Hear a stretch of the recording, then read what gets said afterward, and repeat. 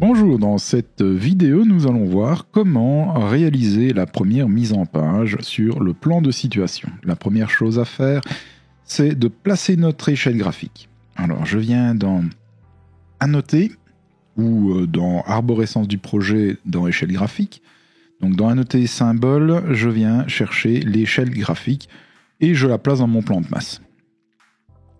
Donc, cette échelle graphique, on va la modifier pour avoir une représentation au 5 centièmes. Donc, je viens sur modifier le type, dupliquer, et je mets un 5 centièmes. Donc, au 5 centièmes, mon échelle, ça sera donc bien du 500. Et donc, ça sera pour du 5 centièmes, 50 mètres au max et 25 pour la demi. Je fais appliquer. Je fais OK. Et là, je vais quand même vérifier que si je me place au 5 centièmes, mon échelle graphique est bien à jour. Donc, que l'échelle de 1 5 centième me donne bien 50 mètres. Vérifiez toujours que tout se passe bien. Et après la pression, vérifiez que cette échelle graphique vous donne bien 50 mètres à la latée échelle. Donc pour vérifier ça, on va faire une ligne de modèle qui va partir d'ici et je vérifie qu'en arrivant là, j'ai bien 50 mètres. C'est bien le cas, donc mon échelle est bonne. Donc l'échelle graphique est placée. Donc maintenant, nous allons placer la flèche du nord. Donc la flèche du nord se place forcément au nord. Si vous regardez l'orientation de votre projet, là, et ce n'est pas du tout au nord, c'est l'orientation dite interne. Donc pour placer la flèche du nord, on doit être orienté au nord. Donc l'orientation générale. Donc pas le point de base projet, mais l'orientation topographique. Donc pour avoir l'orientation topographique, vous venez ici dans le plan d'étage et voyez orientation, pour l'instant c'est nord du projet. On va le placer en nord géographique. Là, mon dessin tourne légèrement, donc il se remet au nord géographique. Donc le nord géographique pointe vers le haut du dessin. Donc si vous avez un doute, allez voir dans AutoCAD comment est orienté votre bâtiment par rapport au nord. Donc maintenant, on va placer notre flèche du nord. Donc de nouveau, soit on la prend ici dans flèche du nord, ou de nouveau, je viens dans Annoter, symbole, et là, je prends ma flèche du nord. Et je n'ai qu'à la déposer simplement dans le dessin. Et donc là, elle est bien au nord. Donc si je repars maintenant sur un nord de projet, tout tourne et la flèche du nord reste orientée vers le nord géographique. Donc si votre flèche du nord est orientée parfaitement à la verticale alors que vous êtes en nord projet, c'est qu'il y a un souci. Donc maintenant, je vais paramétrer le zéro de mon projet. Donc, si je viens ici dans la coupe, je vais à la vue, je remarque que le ray qui se trouve ici, je remarque que le ray, donc l'itogne égale ray, est à 20 cm et que c'est le dessus dalle qui est à 0. Moi j'aimerais bien que le itogne égale ray devienne ray, tout court, et son niveau, ça soit 0. Que le niveau 0 de mon bâtiment soit le ray, ce qui est tout à fait normal. Donc pour faire ça, vous devez voir le point de base du projet. Vous devez avoir une coupe dont la profondeur de vue passe par le point de base du projet. Si ce n'est pas le cas, vous prenez le point de base de votre projet, vous venez le sélectionner et vous le déplacez pour venir le mettre dans la coupe. Vous rendez dans la coupe. Ici, ça sera ma coupe 2, mais je vais à la vue, je suis dans ma coupe 2. Et je vais demander d'afficher tout ce qui est caché. Donc j'appuie ici sur la petite lampe, afficher les éléments cachés. Alors là, j'ai tout qui s'affiche. Et je sais que je dois aligner sur le niveau Ray cette petite boule-là. Donc je fais aligner sur le niveau, le point de base du projet. Et là, on voit que mon niveau itogne égale Ray est égal à 0. Maintenant, je peux le renommer. Et je vais l'appeler tout simplement Ray. Et je demande que toutes les vues associées à Ray s'appellent Ray dorénavant. Donc maintenant, j'ai réalisé le changement de niveau, mais je vais maintenant commencer la mise en page de mon plan de masse.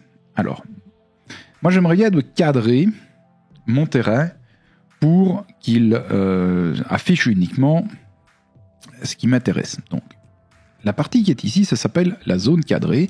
Ça vous permet de découper les choses. Donc, voilà, petite explication. Si je prends la zone cadrée et que je l'amène ici, il ne se passe pas grand-chose. Sauf si j'appuie ici en dessous sur cadrer la vue. Et là, je perds tout ce qui est en dehors de la zone cadrée, sauf les éléments de référence planimétriques, tout ce qui est système aussi. Donc, les échelles, les coordonnées, la flèche du nord, les axes, les niveaux, tout ça restera visible même si c'est un peu en dehors de la vue. Donc ce que je vais faire, c'est cadrer judicieusement les choses pour afficher uniquement mon terrain.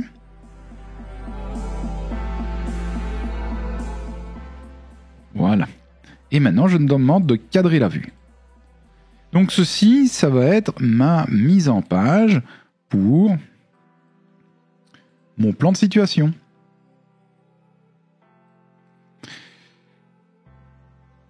Donc voilà, j'ai cadré ma vue. Ben maintenant, nous allons commencer la première mise en page. Alors, la première mise en page, on va se rendre dans les feuilles. Clic droit, nouvelle feuille. Là, on va venir charger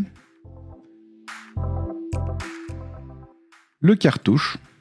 Alors, une feuille dans Revit, ça s'appelle un cartouche. Un cartouche A3. Je fais ouvrir. Et je fais OK. Donc voilà la feuille. C'est finalement un cartouche qui a la dimension de la feuille A3. Et donc ce cartouche, vous allez devoir le remplir, mais pas n'importe comment. C'est le remplir avec des paramètres partagés. Donc ici, vous avez une information du projet. Donc là, ça se trouve dans l'information générale du projet. Et tout le reste, c'est un paramètre partagé.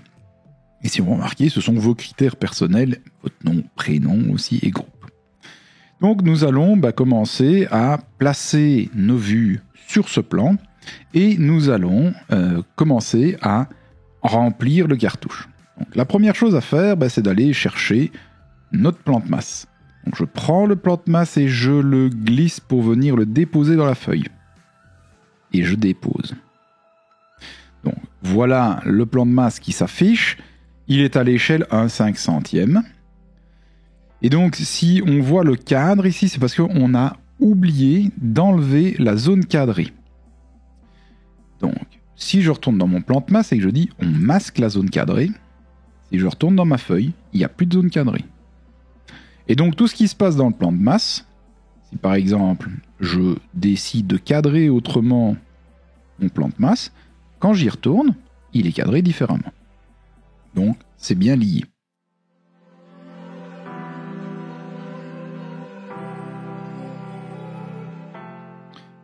Je recadre, ouais, et je l'enlève.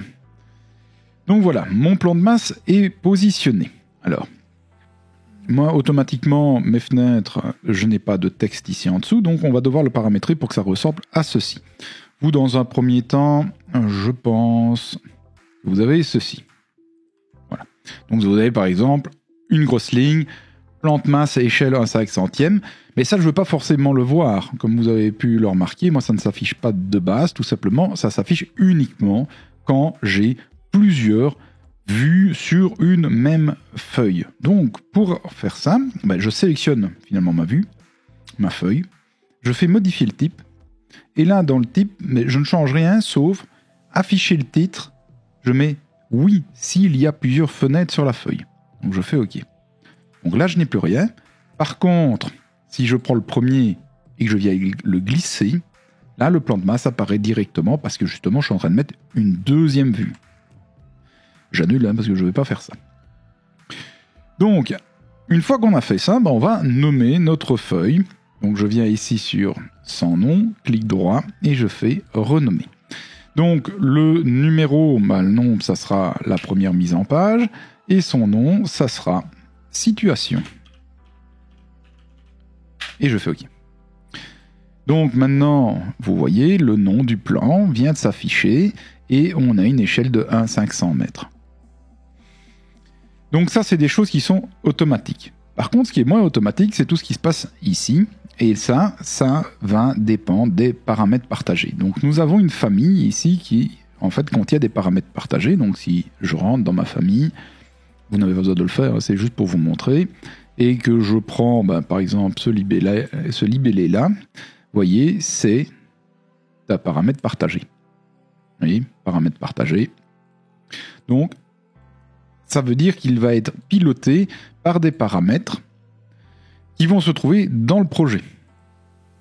Donc, le but, c'est de associer les paramètres de ma famille aux paramètres de mon projet et de remplir ces paramètres par les paramètres du projet. Donc, ce qui serait vraiment bien, c'est d'avoir tous ces paramètres comme ceci affichés dans les propriétés de la feuille. Alors, pour faire ça, c'est assez simple. Première chose, vous allez dans « Gérer ». Vous allez dans les paramètres partagés. Donc, vous avez ici les paramètres partagés.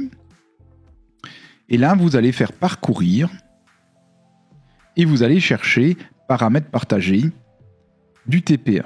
Et je fais ouvrir.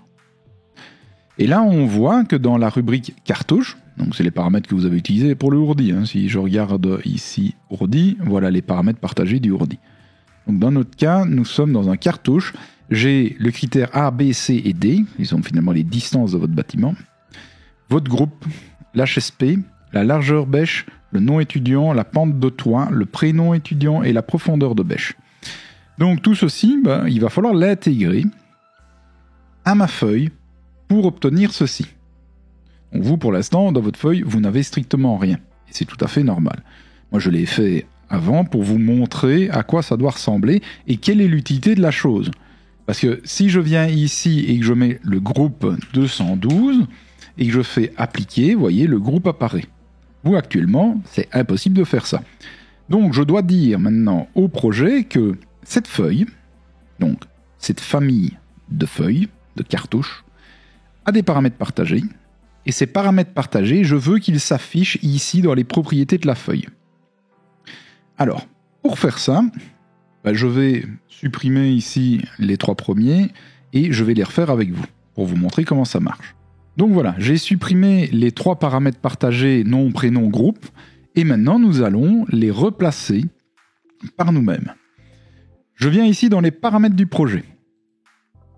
Donc ça, c'est les paramètres que je retrouve dans mon projet et je peux associer ces paramètres de projet avec les paramètres partagés. Donc je vais tout simplement dire, mon projet, il a différents paramètres. Ces paramètres sont associés à un autre paramètre qui provient d'une famille. Et donc en faisant ça, je sais manipuler le paramètre de la famille par le paramètre de projet et je peux le mettre où je veux dans le projet. Donc je vais créer un nouveau paramètre. Donc je viens ici sur Nouveau paramètre. Ça sera un paramètre partagé. Je viens le sélectionner. Ça sera le groupe étudiant. Automatiquement, vous voyez, il se range dans la bonne discipline. Je vais le regrouper sous texte, parce que ça sera dans le cartouche texte. Et je vais venir chercher ici feuille. Donc je dis que c'est un paramètre qui va être associé aux feuilles et ça doit rentrer dans les propriétés de feuilles. Je fais OK. Et maintenant, si je valide, vous voyez, texte groupe étudiant vient d'apparaître. Donc maintenant, je vais faire la même chose pour le nom et le prénom. Donc je vais faire la même chose pour le nom et le prénom. Paramètres du projet. Nouveau. Paramètres partagés. Sélectionner. Je vais prendre le nom de l'étudiant. Je viens chercher feuille. Et je fais OK. Je refais à nouveau. Je vais sélectionner mon paramètre partagé prénom étudiant. Je dis que c'est une feuille également. Et je fais OK. Je valide et voilà, j'ai associé donc tous les paramètres à mon projet. Donc maintenant, il va falloir les remplir. Bon, ça, je pense que ça va aller. Donc, remplissez votre nom, prénom, groupe et puis tous vos critères personnels. Donc, ici, j'ai une maison 7 mètres, 10 mètres, 9 mètres... Alors, bien sûr, c'est mes paramètres. Ne faites pas la même chose, sinon c'est faux. L'HSP, 2,15 m. Largeur de bêche, 40. la pente du toit 45 degrés et la profondeur de bêche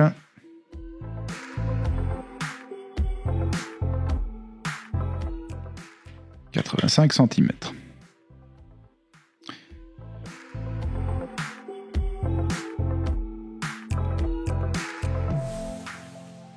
Voilà. Quand j'applique, ma feuille est automatiquement remplie.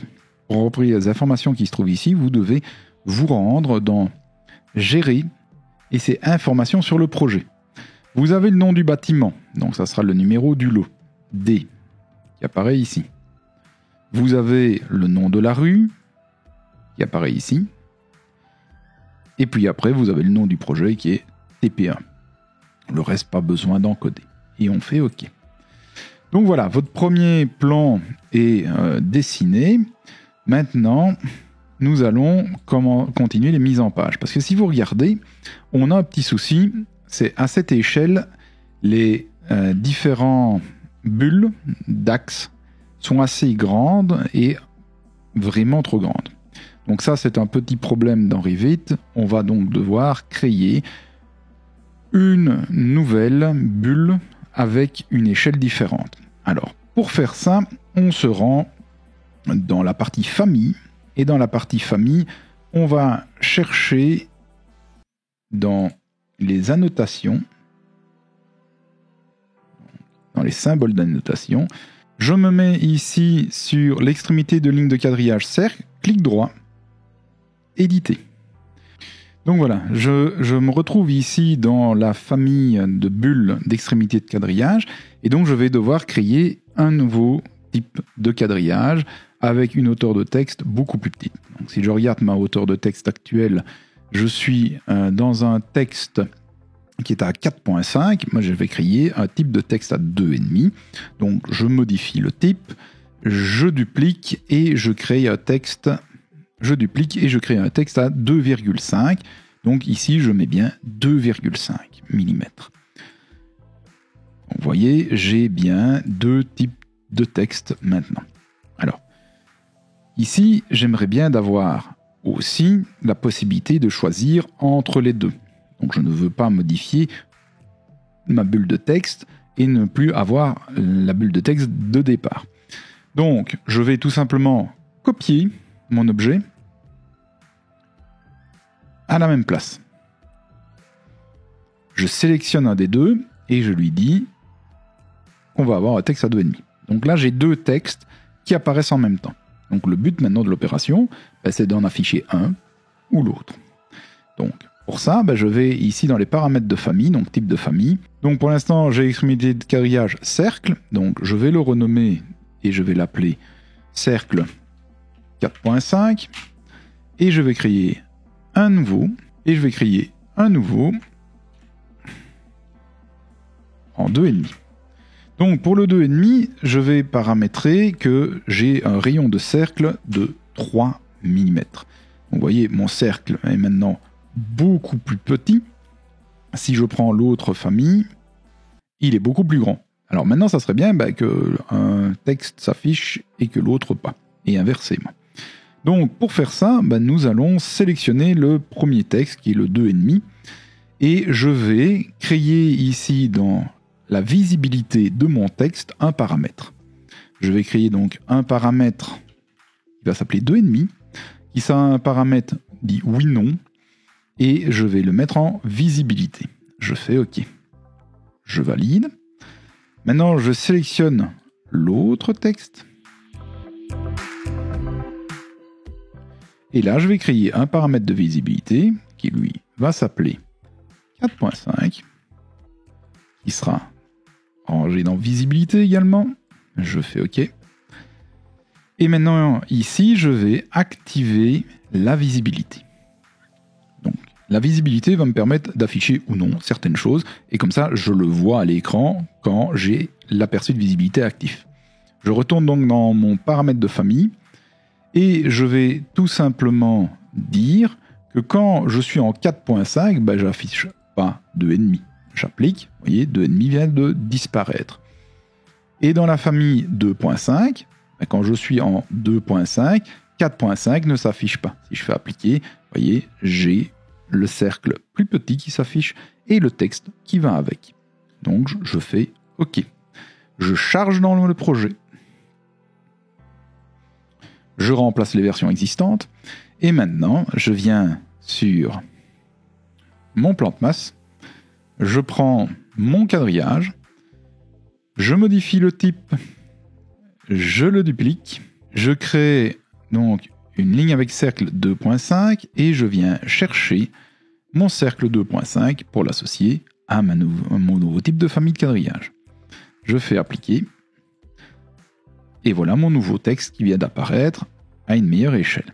Je viens sélectionner toutes les occurrences visibles dans la vue et je change ma taille de bulle. Une fois que ça c'est fait, il ne me reste plus qu'une petite partie à faire, c'est coter mon plan de masse. Donc, je vais mettre des cotes entre la borne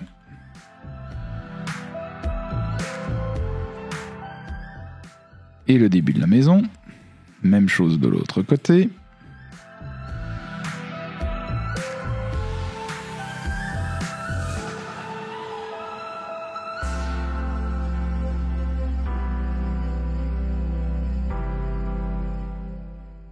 Donc vous cotez suffisamment pour avoir les infos voulues. Une fois que vous avez coté tout, vous cachez la coupe. On n'a pas besoin de voir la coupe dans le plan de situation. Masquer l'élément dans la vue. Masquer le point de base du projet.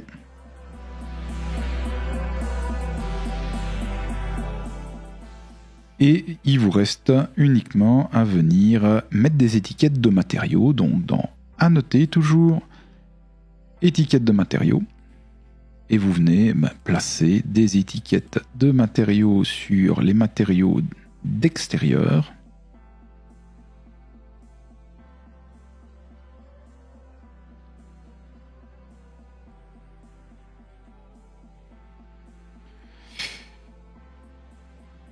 Et comme ça, votre plan de situation est terminé.